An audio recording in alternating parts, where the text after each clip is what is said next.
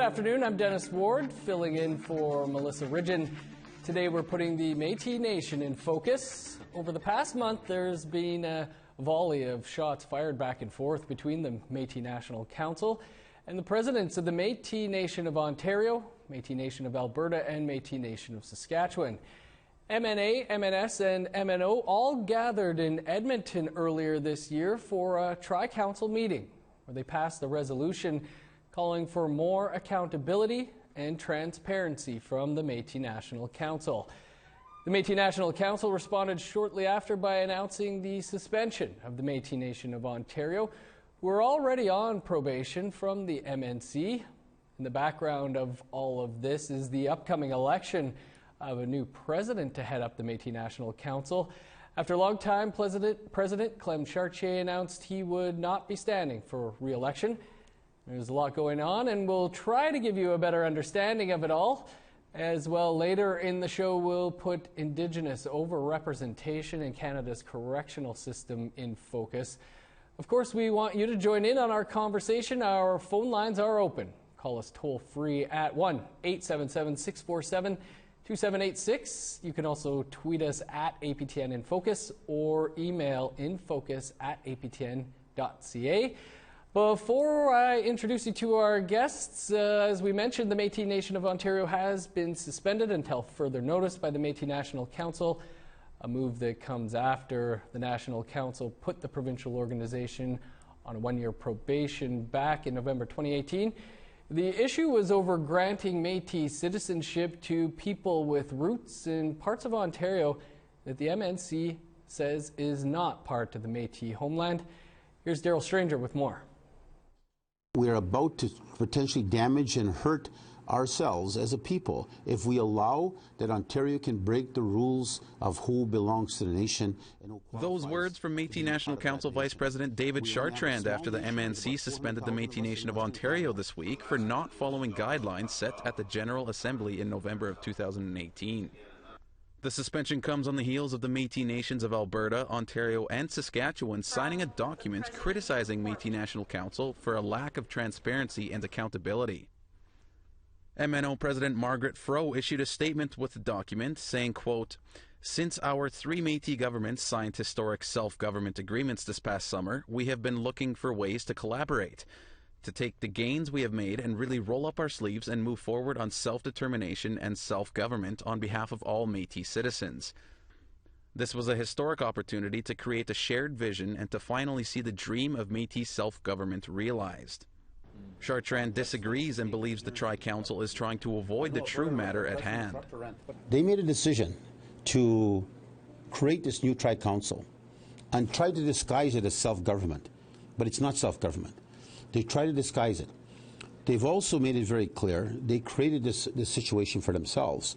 They need to justify now to all of the Métis citizens of the West how come they're not following the resolution as stated very clearly in the 2018 directive that the Metis National Council, which they're a member of, they did not ensure that Ontario followed those rules. Late today, the Metis Nation of Ontario responded to the suspension saying, quote, "This is an action that demonstrates a lack of leadership. It does not serve the interests of advancing the Metis Nation and reflects poorly on all of us." The General Assembly being held here in April will go ahead as scheduled in Winnipeg, with the main focal point of electing a new MNC president. However, this is sure to take plenty of the spotlight. Daryl Stranger, APTN National News, Winnipeg. Joining us now in studio is Will Godon, the Minister of Housing and Property Management for the Manitoba Métis Federation. And joining us from our Saskatoon Bureau is Charlene Lavalley. She is the administrator of the Saskatchewan Métis News on both Twitter and Facebook. Thanks to you both for joining us. And I will just say that over the last 2 weeks, we've been reaching out daily to the Metis Nation of Ontario, the Metis Nation of Saskatchewan, and the Metis Nation of Alberta. Repeated requests to join us here today or to even do an interview were either declined or ignored. So there's been a lot that has gone on over the past year. Will, let's start with you. And what do you see as the crux of what appears to be this current infighting? Well, I just want to say thanks very much, Dennis, and APTN for having us on so we can talk about these very important issues, because I think there's a crossroads that we're at here right now. What President Chartrand talked about, I think, was right on the money. We're looking at something here that has been discussed for years, has been debated at the Metis National Council General Assemblies, and it comes down to this. Either you believe in the Metis Nation or you don't believe in the Metis Nation. And if we are going to be allowing people who have no ties to the Metis Nation, no ties to the homeland, they may have Section 35 rights, they may be Indigenous peoples, but they're not Metis Nation citizens. And if we're going to allow hundreds of thousands of non-Metis people into our citizenship roles, then the actual Metis Nation will practically cease to exist.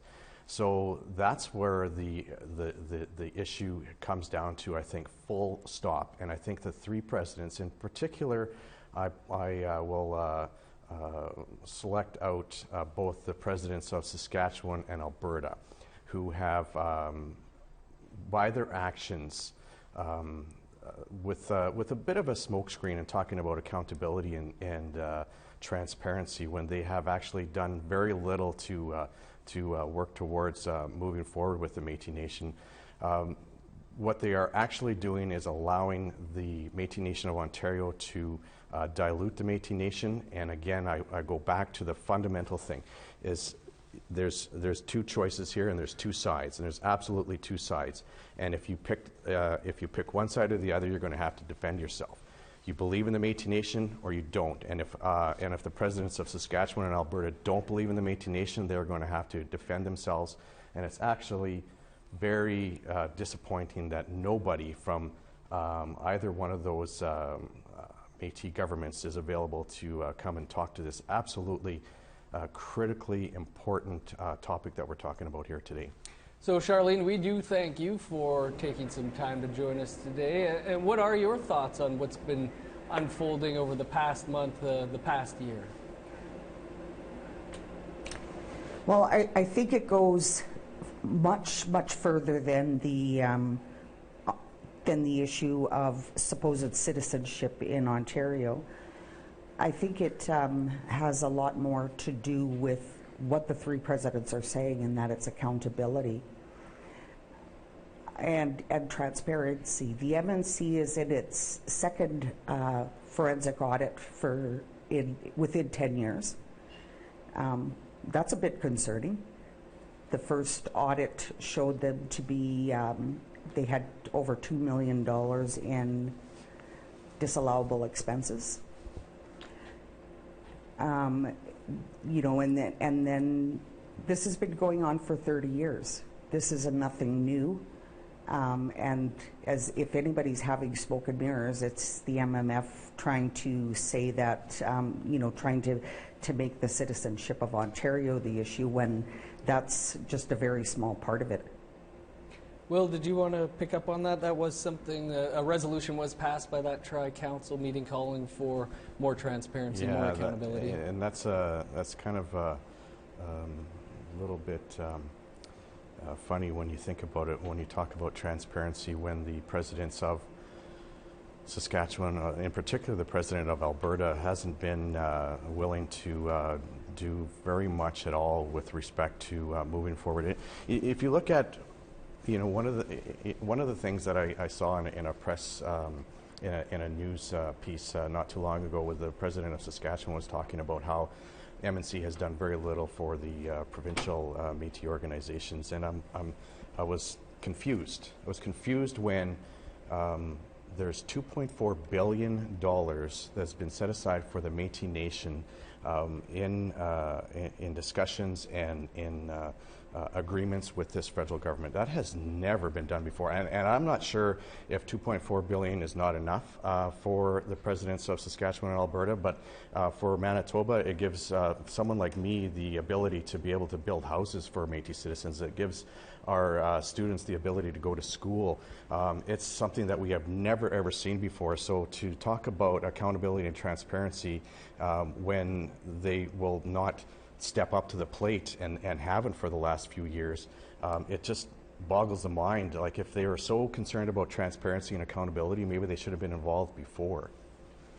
Charlene, I guess, are you concerned at all about the Metis Nation of Ontario citizenship? The national spokesperson David Chartrand said MNO was going to, quote, become the gateway for the new Eastern invasion. Do you have any concerns in Saskatchewan about citizenship in Ontario? I think there's always concern with anybody trying to falsely claim that they're Métis and get what benefits there are to it. Right now, there's not a whole bunch, but I think that concerns anybody. But what they're saying is that there is no Métis in the East or in Ontario, and I don't agree with that statement. My ancestors, before getting to Manitoba, were in Ontario. And so in their month-long trek from Ontario to Manitoba, I don't know, did they just miraculously become Métis? I don't think anybody's saying there are no Métis in Ontario, especially the northwestern part. But sorry, carry on, Charlie. Okay, so anyways, like I said, I think that is their smoke and mirrors. And as far as them not coming to the table, there hasn't been an MNC AGA since July 2018. So we're now into 2020. The bylaws state, within a year to 18 months. And so I'm not sure. Like what I'm seeing is just a whole lot of deflection. Like I said, this is the second forensic audit in the last 10 years. So, and you only get forensic audits if there's ongoing concern.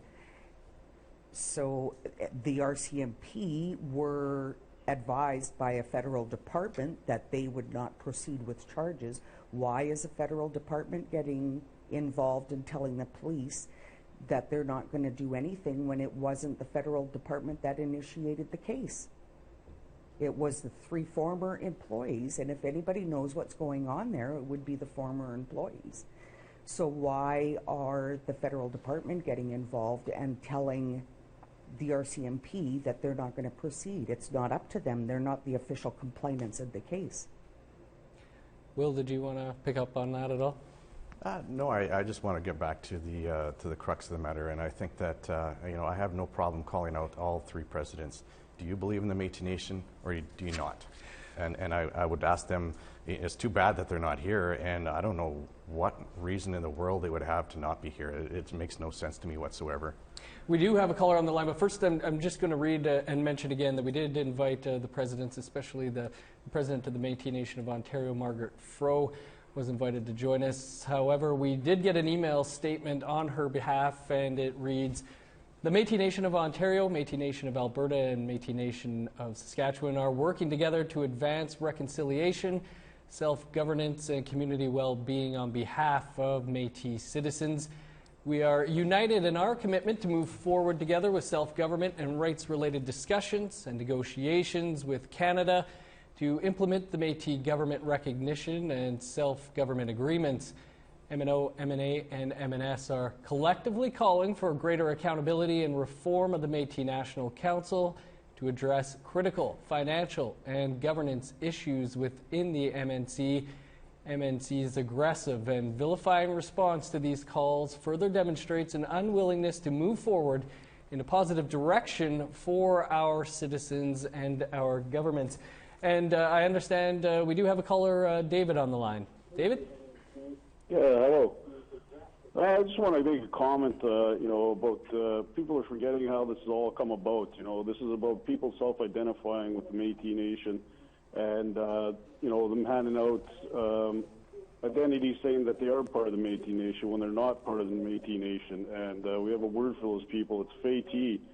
I absolutely agree with Will Gooden. To them it's all about power and numbers, but it's not actually about power and numbers. It is watering the Métis Nation down, and that isn't right. And people are losing focus here that, I can go around and say that I'm I'm Cree, but it doesn't actually make me Cree, right? So, I mean, people that self-identify without any historical ties or genealogy to any Métis settlement in Manitoba, Saskatchewan, Alberta are not part of the Métis Nation. And like Will said, we're not saying that they aren't Indigenous, but they are definitely not Métis. David? And that's all I had to say. Well, Thank David, you. we appreciate you calling in. Always good to hear from viewers. As you can imagine, there's also been a lot of talk on social media about this, and we're going to get to some of that in a second. But kind of touching on what David was saying there, and Will, there's been some accusations online that the Manitoba Métis Federation has been signing up, quote, signing up anyone with a heartbeat. Can you speak to that briefly? I have no idea what that means. Does that mean that the MMF is allowing our registry system is second to none? I will put that up against anybody. And then if you look at, MNO talks about their registry system, and it might be great, but the problem with their registry system is that it doesn't come back to the Métis Nation or the homeland. They have created new communities. And the registry system, yes, absolutely can connect to those communities, but those communities aren't a part of us. They never were, and they never will be, unless Who's us? The Métis Nation is Who's us? And I'm pretty sure that the Métis Nation is I will, maybe we'll take a step back here.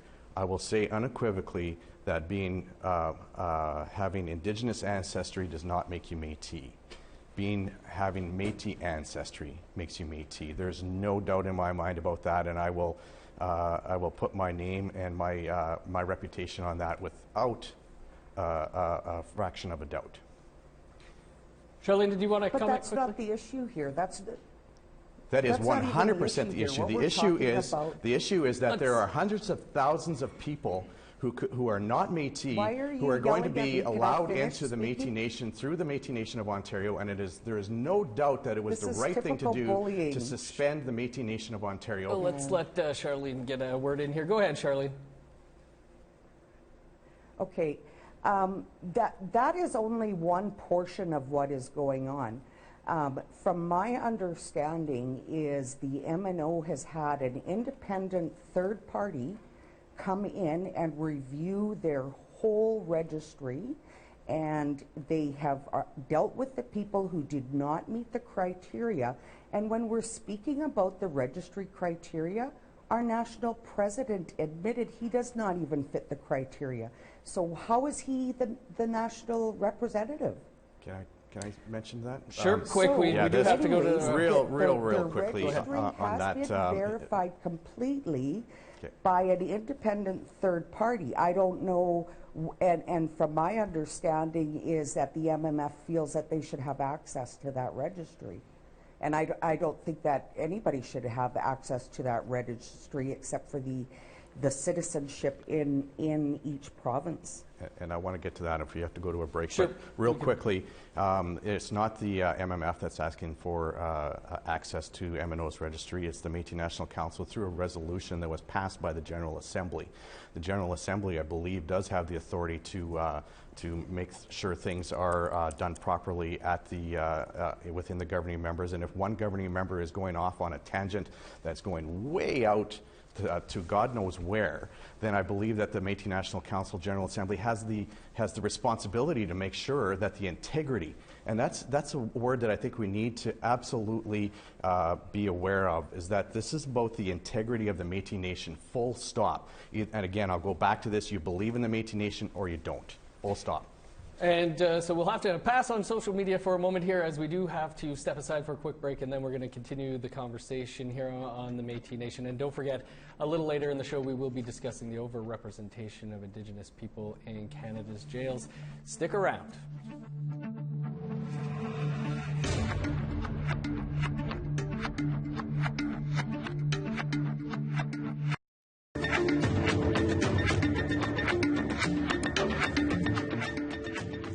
Welcome back to In Focus. We're putting the Métis Nation in focus right now, and we're going to go over to our social media editor, Jesse Andrushko, to hear what some of you have been saying about the Métis Nation's membership. Thanks, Dennis. We asked in a poll online, are you worried about infighting will damage relations between the Métis Nation and the federal government? With over 200 votes, 51% of respondents said yes, 49% said no. Online, we posted questions along with clips of David Chartrand, Vice President of the Metis National Council. In our first clip, Chartrand expresses worry about the MNC's relationship with the federal government might be compromised due to internal disagreements over the membership of the Metis Nation of Ontario. Here's a look. They are jeopardizing with this new tri-council, this new body. I don't know where the spokesman is going to be yet. I'd love to see what a spokesman is. But at the end of the day, we are supposed to be negotiating now new legislation for health for the Métis. That could be up in jeopardy. We're supposed to have a meeting with the Prime Minister. Why would the Prime Minister want to meet with us now at this point in time? And so they're jeopardizing instead of negotiating. They're saying, I'm going to wait till 2020 when I see how much checks will come from Canada to the Metis National Council and take my share. Then I will kill the Metis National Council and create a new organization. That's what they're saying. And if you look at the resolutions. So they're trying to make a way, first get my check, and then I'm going to use that check to kill you after. Along with that clip, we asked, are you worried about the infighting within the Métis Nation? Pauline responded, it's an external disagreement between the MNC and MNO. MNC has suspended MNO. Imagine one Métis organization trying to discriminate against another in Canada. From Rhonda, distraction. They want us to argue and fight amongst ourselves. Geronimo says, I hope they don't get anything. We are real natives. It's our land. Métis have no rights at all. Hope government realized it. Lastly, from Paul, I applied for harvesting and was denied because my ancestors is from Manitoba. I live in Alberta all my life. Isn't a Métis, doesn't matter which province? In our next clip, David Chartrand shares some of his concerns with the Métis Nation of Ontario's membership. Have a look. That Ontario can break the rules of who belongs to the nation and who qualifies to be part of that nation. We only have a small nation. There's about 400,000 of us in Western Canada, and we must protect that. The opportunity that is being sought by this tri-council to allow Ontario can bring in millions of people and over-number us in quantities that we can't control. They will water down our nation. We asked, do you share his concerns and why? From Josh on Twitter, I understand his concerns. Why should folks who have no historical roots to the Métis Nation be able to claim that they do? It just doesn't make sense. Lisa commented on Facebook, as a member of the Métis Nation, I am very concerned of the 6 new settlements the MNO are trying to include. Perhaps they are not completely understanding how distinct we are. Bill said, status or non-status, you are either native or you are not native. And lastly, from Trevor, he is absolutely correct about this. 90% non-Métis members in the MNO is a disgrace, and the people who allowed it should be in jail. The MNO should be disbanded over this. In our final clip, Chartrand shared concerns the Métis Nation of Ontario is not following membership criteria. Have a look. I've made a backroom deal to help Ontario to bring in that floodgate, and we will do everything in our power to stop it. So at the end of the day, the Métis Nation, as we now know it, is only being protected by Manitoba, British Columbia, but I guarantee you it's protected by citizens in each of those provinces. I'm speaking of Alberta and Saskatchewan. There are citizens in those provinces will go to bat to fight to protect the Métis Nation, and they'll come out. We asked for your thoughts on Métis Nation of Ontario, Saskatchewan and Alberta's tri-parties meetings. Douglas said, it's simple, really. The Métis Nation came first. The Métis Nation fought for their rights and earned them. They established themselves as a distinct group. Charlene said on Twitter, social media has brought to light the games the MNC plays and how they do not represent the Métis people. Jay said, David Chartrand should be worried. Métis people have had enough and are taking their power back. And lastly, from Craig, the MMF itself has no hard and fast rules. Chartrand has been signing up anyone with a heartbeat in Manitoba. If you'd like to add your opinion to our topic of conversation, here's how. Join our conversation now. Call in toll-free at 1-877-647-2786. Like us on Facebook on our APTN News page. Follow or tweet us at APTN InFocus. And send your thoughts to infocus@aptn.ca. And our thanks to Jesse there. Charlene, let's go to you in Saskatoon. And do you have, any concerns of what President Chartrand was mentioning there, making negotiations with the federal government more difficult? I think actually that we've kind of got sidetracked. The whole point of all of this was the MNS, the MNA, and the MNO signing a trilateral agreement. The MNC hasn't had an AGA since July of 2018. We are now going into February of 2020. They haven't had a BOG meeting since, or a Board of Governors meeting since then either. So you're talking 18 months without a Board of Governors meeting, which is the representatives of the Metis National Council. And one of the points that they're making in that trilateral agreement is that they are not being represented by the Metis National Council. Well, if you're on a Board of Governors and you're supposed to be representing the people, not having a meeting in 18 months is very concerning. When you find out about your organization having a forensic audit via the media, that's concerning. And I think that what the MNC, or sorry, the MNA, the MNS, the MNO are saying is that we need to move forward. The MNC doesn't want to move or have meetings and be inclusive of us. We are being audited and we don't know about it. We're hearing about these things through the media. MNO now has 20,000 verified members that meet the criteria. They asked for equal seating at the MNC table and were downright refused. It wasn't even taken to the floor. And the MNA president and the MNO president at the 2018 AGA asked for a list of contracts awarded. Who were the contracts awarded to? They were advised that they would get that list at the end of the meeting when the audit came up for approval. They still did not have the list, so they would not vote they would not make a vote in favor of a motion to accept the audit as presented. So as I say, I think a lot of this about the MNO's membership is a lot of smoke and mirrors. Not once have they brought up any of those issues. They have not brought up the audit. Mr. Chartrand has not brought up the audit. He has not brought up the fact that they have not had a meeting in 18 months, even of the Board of Governors, never mind an AGA. Charlene, like I said, I think there is a lot going on. Mm-hmm. Northwest Territories pulled out once upon a time because they didn't feel that the MNC was meeting their needs. That's not right true. now, with the temperature of the federal government, anybody could be sitting there and the agreements are going to happen. Will, do you want to, sorry, Charlene, we're like super said, short on time here. I just want to get Will in quick because I do have hopefully get to another question. Go ahead, Will. Yeah, quickly, the audits were passed by the assemblies last time. The audits have always been passed. There's not a problem with the funding.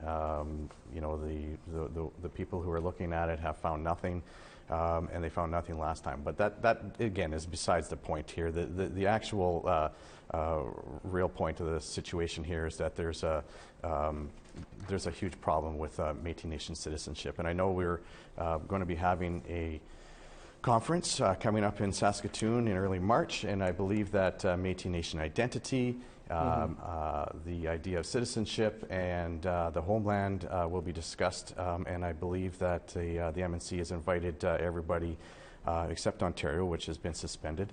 But I'm looking forward to that and being able to talk about that. How can they suspend them? It's already been done. I had nothing to do with that, but there was a General Assembly resolution, need a motion and you asked me a question, so maybe I can answer it. So there was a General Assembly resolution, and if you saw right at the very beginning when there was some clips going on there, you saw Vice President Gerald Morin and you saw President Glenn McCollum all voting for that resolution. And for some reason, because of personal politics, they have changed their mind and now are trying to... quickly, one thing that came to my mind when I was talking about the funding that's coming from the federal government. There's a phrase called having your cake and eating it too. So President Chartrand talked about the fact that the three Métis groups are going to be, they're going to wait till the federal budget, they're going to take their money, and then they're going to, what are they going to do after? I don't know, but if you're so upset about everything, why go to the table? You're so upset that there's no transparency and accountability, but there's still hundreds of millions of dollars that you're going to take. You know, either your principles mean something or the dollars do.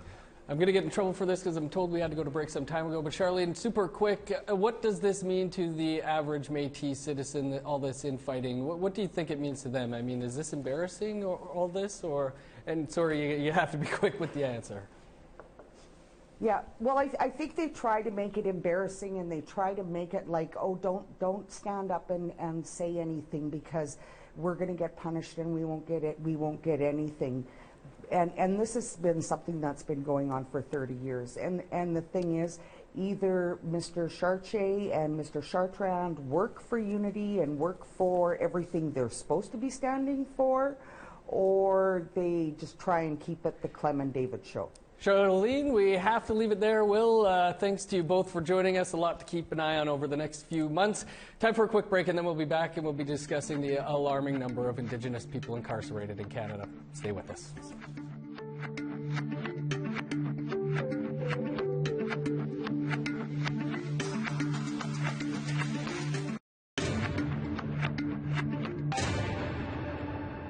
Welcome back to In Focus. We're going to switch gears now and talk about something we've been reporting on for many years: the increasing number of Indigenous people being locked up in Canada. Last week, the Correctional Investigator of Canada, Dr. Ivan Singer, issued a news release and supporting information indicating the number and proportion of Indigenous individuals under federal sentence has reached historic highs. The percentage of Indigenous people in federal prisons has almost doubled since 2001. That's according to a recent release by Canada's Correctional Investigator. Most troubling are the increases for Indigenous women, who now account for 42% of women federally imprisoned. Emily Coyle of the Canadian Association of Elizabeth Fry Societies calls it a harmful colonial practice. And I think it is... In a country like Canada, where the government has said that it is committed to reconciliation with Indigenous peoples, to have an increase in over the last 4 years in our prisons of both men and women who are Indigenous, and now 42% of the people in federal prison, women in the federal prison are Indigenous, means that we're doing something really wrong. Dr. Ivan Singer says his findings show an indigenization of Canada's correctional system, and that Correctional Services Canada needs to accept its share of responsibility, recognizing that tweaks around the edges of the system simply won't cut it. For more on this, we're joined by Independent Senator Kim Pate. Senator Pate was appointed to the Red Chamber in November 2016 and is a nationally renowned advocate and who has spent nearly 4 decades working in and around the legal and penal systems of Canada, working with and for some of the most marginalized, victimized, and institutionalized imprisoned youth, men and women. Senator Pate's also the former executive director of the Canadian Association of Elizabeth Fry Societies. Senator Pate, always a pleasure to have you. If I take it the report here and its findings come as no surprise to you. Sadly, no, they don't. We've known for a long time. In fact, you probably remember my first speech in the Senate was about the overrepresentation of Indigenous women in particular, and the report last week now says they're 42% of the jail population, and we're far too close to them being 1 in 2 of the women in prison. Senator, what do you think is behind the ever-increasing numbers? Well, I think it's basically racial and gender inequality is at the fundamental crux of what's happening in our country. If we look at what the Truth and Reconciliation Commission calls to action and the Missing and Murdered Indigenous Women Calls for Justice they talk about right from the very beginning Indigenous peoples not having equal opportunities to everything from housing, education, health care, child welfare initiatives and supports, right through to and including having more young people in the care of the state now than when we had residential schools, increasing numbers in the youth system. When I was just recently in Saskatchewan, 98% of the girls in custody in that province are Indigenous, and then the numbers just keep going up into the adult system and provincial as well as into the federal system. And what we really need to do is fundamentally rethink why we are not addressing the issues that Canada as a country, as treaty people, committed to in terms of not just reconciliation but remedying the discrimination and the inequalities that have existed for far too long now, many generations. As Dr. Zinger pointed out, the numbers are even more troubling when it comes to Indigenous women who are incarcerated. You mentioned the numbers in Saskatchewan. They're just incredible. What's behind that, do you think? Well, I think it fundamentally is that we see fewer opportunities for those who are most marginalized. So Indigenous men have fewer opportunities, but Indigenous women have even fewer. And part of the reason that we've had to focus on the women and girls who have gone missing, been disappeared, been murdered, is the very same issues that contribute to them being homeless, being on the street, and also being in prison. And it's fundamentally about inequality, and we have to redress and address those issues if we really want to make changes. So we need to make changes before the prison systems, and then in the prison systems, we know that as recently as in June of 2019, the amendments that were passed by the Senate to the Corrections and Conditional Release Act via Bill C-83 that did not get accepted by the government would have helped a little bit to address them, would have actually increased the opportunities for people to be taken out of prison at the earliest opportunities, to be integrated in their communities, to actually have a better chance at actually getting out and being able to be in the community and be part of the community in a way that's supportive for them and also safe for the community as a whole. But those were rejected by the government, and instead we saw a more stringent application of those provisions. In particular, I'm talking about provisions that are sections 81 and 84 of the Corrections and Conditional Release Act, and so fewer people have opportunities to them. So we've not only increased the gulf between those who have resources and those who don't in the community, we've made it even harder for people who are in prison to get out and succeed in the community once they've been imprisoned if they're Indigenous people. Yeah, what role does rehabilitation have to play in all of this? Well, one of the challenges is when people go to prison, most people, with a very few exceptions, will come back into the community. If they go into prison, in large part because of things they don't have access to in the community. So we know that the incarceration rates and pretrial detention rates for Indigenous peoples are very, very high, in large part because they're poor, because they may not have access to housing, they may not have money to put up for bail or sureties if they're awaiting trial. And so all of the compounding effect is when you go to prison, if you had a job, you lose the job. If you had housing, you probably lose that housing. If you had your children and you were sole support of those children, you might lose your children to the child welfare system.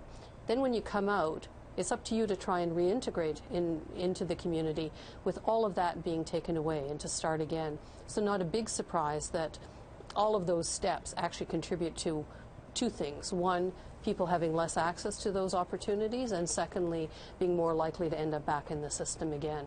So if we want to fundamentally change it, we have to look at things like the Basic Income Network talked about last week as well. We need to be looking at things like guaranteed livable incomes, actually breathing life into the substantive equality provisions of our charter that said everybody, regardless of gender, race, I would say also class, should have equal opportunities to be able to get ahead in our society, to get an education, to have health care, to have access to clean and drinkable water, to have access to housing. All of those things need to be available. And if we invested in the community in those resources, it would benefit not just the Indigenous peoples who are currently being criminalized as incarcerated, but it would benefit all of us, because we know that a country, the more fair and equal a country, the lower the crime rates, the lower the health care costs, and the better everybody is doing. So we need to be looking at some of these other recommendations that came out last week, particularly from groups like the Basic Income Network of Canada. I think class is, you mentioned there. A friend of mine posted today on Facebook about not having the proper funding to afford a good lawyer, and what role that plays in all of this as well. Well, it's interesting you mentioned that. A case that I am working on right now is a young Indigenous woman in Saskatchewan who is facing a jail sentence. She is I cannot think of a better example of someone who should not get a jail sentence. Yes, she was picked up on drug trafficking charges, but since then, she has had a baby, she has housing, she has education, she is at the top of her class, is likely to get full-time employment if she doesn't end up in prison, and she has written up a whole package of what she thinks she needs to do to prevent other young people who are like her, struggling without finances, who get sucked into a world of believing that trafficking in drugs or other activities that could lead to them being criminalized is not a way to make money. And so she's developed a whole plan for what she thinks she could do in northern communities, in more remote communities like the ones where she was, and in order to pay back and to be held accountable for her part as a very limited part in a drug trafficking operation.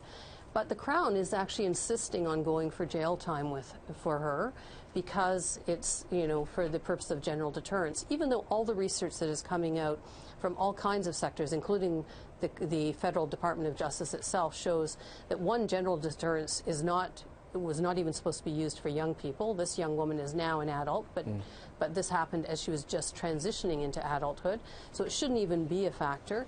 And this is exactly why we're seeing more and more individuals in the system. What the Parliamentary Budget Officer is looking at is things like what happens when you impose mandatory minimum penalties, or what's often referred to as tariff penalties. And tariff penalties basically means that you have a set amount that usually gets applied for certain offenses. And we need to be breathing life into the judicial discretion that judges should have to actually not impose these kinds of sentences, to look at a case like this young woman and say, this makes no sense. This young woman should not be going to jail. It will interrupt her child. She won't be able to take care of her baby. She will lose her housing. She'll likely lose her education. She likely won't get the job that she's now in line for. And who does that benefit in the long run? And she's trying to make amends for the mistakes she made as a young person getting involved in drug trafficking. She would be the first to say, and in fact she pled guilty, she would be the first to say that she should be held accountable. And yet everything she's done to try and fix up, if you will, to remedy the wrong that she was part of, is almost essentially being ignored by the system. And to make things worse, even though there are people who are willing to assist her to go forward, even when you have lawyers who are willing to work pro bono or for legal aid tariffs, then you have to rely on how do you get the resources for the extra costs that go along with that. And so we're looking at a situation where the last time I was in touch with her lawyer, she was saying if she gets a jail sentence, she just has to do it because she needs to figure out a way to get on with her life. This is the case which I think if the Supreme Court of Canada heard the facts, they would say this is a travesty. It should never have come to this. She should have been given there should have been a stay of proceedings, she should have been given a conditional discharge, a suspended sentence, something that didn't involve lifelong repercussions that are going to attach to this for her, for making a mistake as a young person. That to me is emblematic of what we're doing wrong once young people are in the system, and then all of the things that put in place her being in that situation in the first place. If she had had support, if she had had a way to support herself that didn't involve her having to she was working minimum wage jobs, but still couldn't support herself on minimum wage jobs. So she was supplementing it. We don't want that to happen. We should be setting in place supports and processes so that young people aren't in that situation. And I can't tell you how many people I've known over the now more than, about 4 decades I've been doing this work, who, if they had had supports at that stage, would never have ended up in the prison system, would never have ended up part of these statistics, this horrible, as Ivan Zinger has called them, national travesties. Instead, we would have robust services for all Canadians and people being able to achieve their best potential, and not just based on whether they have resources and power and assistance to start with. Right. Senator, it's a huge conversation. We do thank you for your decades-long work on this, and appreciate you taking some time for us here today. Thank you very much. I appreciate you, and APTN is always great at making sure the spotlight is focused on these issues, so thank you. For more now, we're joined in studio by Southern Chiefs Organization Grand Chief Jerry Daniels. And Grand Chief, you say that Indigenous people need to be at the forefront of efforts to reform this system. What does that look like? Well, the corrections investigator, commissioners, and the parliamentary committees have all recommended that the transfer of responsibility to First Nations and the care of our inmates happen as quick as possible. And so we've been working very hard to develop a restorative justice model in our communities. We have 6 communities who are involved right now, and we've found that the toughest challenge is really the diversions, and the diversion of our offenders who are eligible from courts, prosecutors, and police are the biggest part. It's the first part in which diversions can actually take place in a restorative justice model. You believe that the problem extends outside of the prison walls. Can you elaborate on that? Well, there's conditions and environment that sets it up for people to be involved in the justice system, and lack of opportunity, lack of mentorship, and we really have to bring that back together. And decades and really this last century has been, a lot of where First Nations have been involved in an influx of new Canadians. The economy has really been excluding us. Those are some of the challenges. And so we come back at it by, mentoring our people, our education, but the education should be centered around who we really are, our real leaders. The leaders in this region and what they did to farm the land, how they broke the land, and the relationships that we built with one another. What do you think is behind these increasing numbers? As you heard there, 94% or something of the women in jails in Saskatchewan are Indigenous women. It's institutionalized racism. That's what it is. Plain, and it's hard to swallow for people because it's okay. So what's the solution? Well, the solution is that you have to change the senior management and senior people within that institution. And the only way you can do that is if you transfer to control of First Nations. Because we have to come in and change the culture there. The culture is that police are arresting more Indigenous people. Police are likely charging more Indigenous people. If you're Indigenous, you're more likely to be charged, you're more likely to be arrested, you're more likely to go to jail, and you're more likely to do more time. And that's just from a pure statistical analysis that is the case. And it's not changing. And what's happening is those people who continue to follow that kind of a culture are promoted or looked on highly by their superiors. That's how the culture is continuing to replicate itself generation after generation. And that's why we're seeing this trend increasing, because you have more people doing it, more people believing that this is the values of the the correction system. You talk about jurisdiction. In Manitoba, southern Manitoba, now there's an Indigenous police force. Does that have a role to play in all of this as well? I think it would be good to do an analysis of how the police force in the Indigenous communities is stacking up against, the RCMP, let's say, and just to check, because I think that's an important role. My first thought would be that they would be much more proactive in terms of creating the relationship with the people, understanding the people's individual issues and needs, and working to develop a more robust restorative justice strategy. That includes our elders. Our elders have to be at the forefront of all of this. They have to be held up as the knowledge keepers around our young people, and how we need to raise our young people and connect them with a strong foundation in our culture. And that's where I think the strategy needs to be. Grand Chief, what would you like to see happen in short order here to see this trend reverse? I think immediate investments, a recognition that the system is failing, you know, and let's start to move in a path. We have a strategy with the Government of Canada, and we're waiting on new investments and hopefully a transfer of full control over the justice system so that we can start to develop how we're going to go about transitioning that system to First Nations control. Grand Chief, unfortunately, we're going to have to leave it there. I apologize. We went a little heavy with our earlier chats, both deserving of a full hour, so appreciate you taking some time for coming in here for us to talk about this important issue. Thank you. And that is all the time we do have. Thanks to our guests, Grand Chief Jerry Daniels, Senator Pate, Will and Charlene, to the crew behind the scenes and those calling in and talking with us online. This episode will be available for download as a podcast at aptnnews.ca/podcast. I'm Dennis Ward. Enjoy the rest of your afternoon.